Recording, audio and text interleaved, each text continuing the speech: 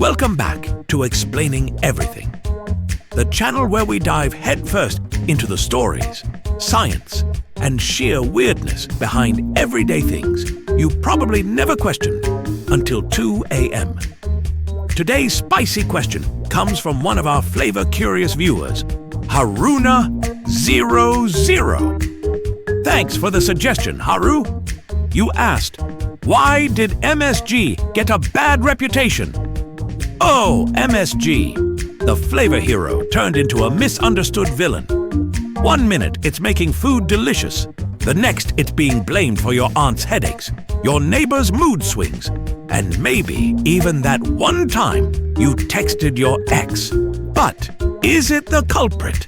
Today, we're breaking down the myths, the science, and the salty drama behind MSG, from its savory roots to its cancel culture comeback. So if you've ever been scared to season your soup or judged a takeout menu too quickly, stick around. We're serving up the truth. No added nonsense, right here on Explaining Everything.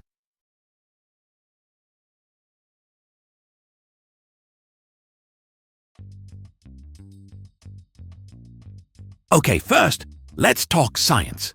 MSG is just a sodium salt of glutamic acid, a naturally occurring amino acid. Sounds fancy, right? But guess what? It's found in tomatoes, mushrooms, Parmesan cheese, and even your tears when you accidentally bite your tongue. It's everywhere. MSG gives food that irresistible taste known as umami. It's the fifth basic taste, alongside sweet, sour, salty, and bitter. Think of umami as the rich, savory flavor that makes broth feel like a warm hug from your grandma. MSG was first isolated by a Japanese chemist named Kikunai Ikeda in 1908. He said, "Hey, why does seaweed soup taste so good?"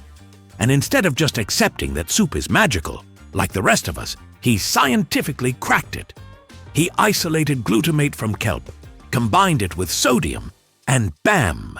MSG was born. A flavor enhancer so good, it makes tofu taste like a celebration.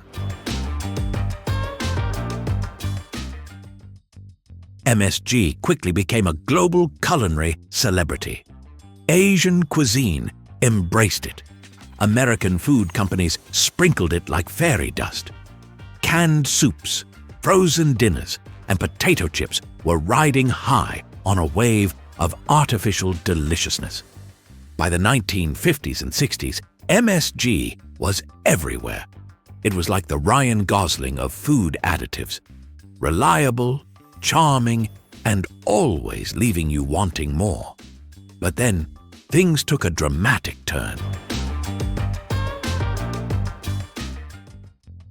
It all started in 1968 with a single letter to the New England Journal of Medicine. A doctor named Robert Ho-Man Kwok, yes, real name, wrote a note describing how he felt weird after eating Chinese food. Numbness, palpitations, and general "what is happening to my body" vibes. He speculated that maybe it was due to MSG. The medical community did what they do best, panic. Thus the term Chinese restaurant syndrome. Yes, that's what they called it. Casual racism meets culinary confusion. Suddenly, people started blaming MSG for everything. Headaches, sweating, mood swings, existential dread. You name it, MSG was accused. Food companies began slapping "no MSG" on labels like it was some culinary crime repellent. It became the lactose intolerance of the 70s. Trendy to complain about, hard to prove.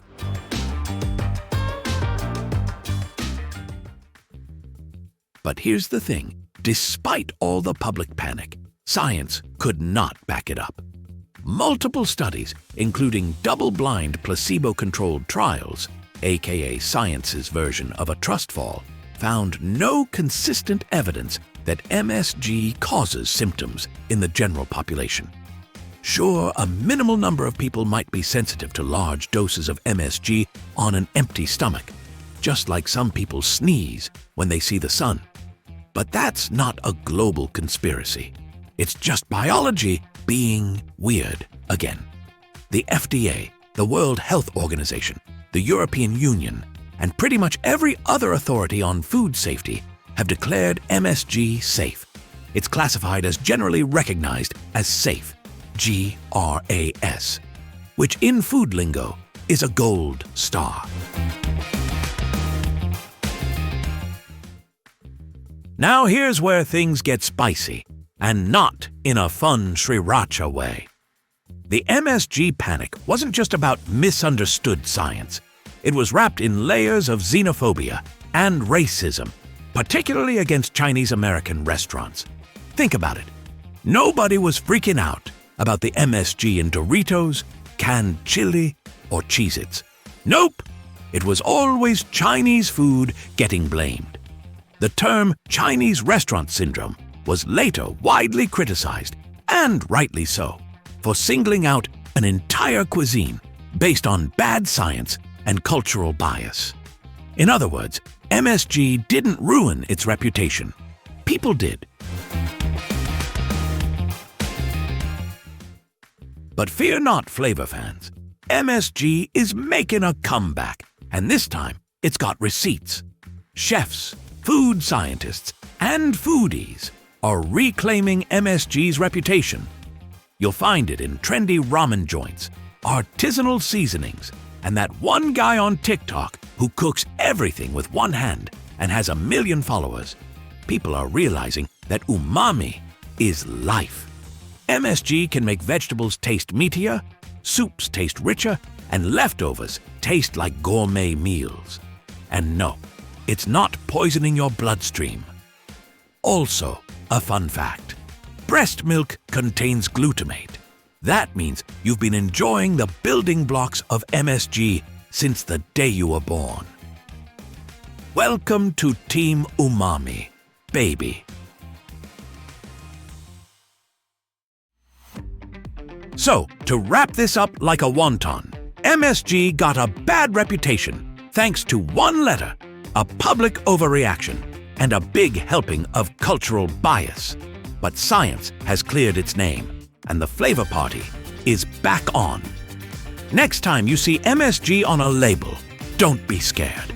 Be excited. You're about to experience umami-level flavor satisfaction, or as I like to call it, mouth joy. Give those flavor crystals a chance. Your taste buds and your sense of culinary justice will thank you. If you like this video, hit that like button and subscribe.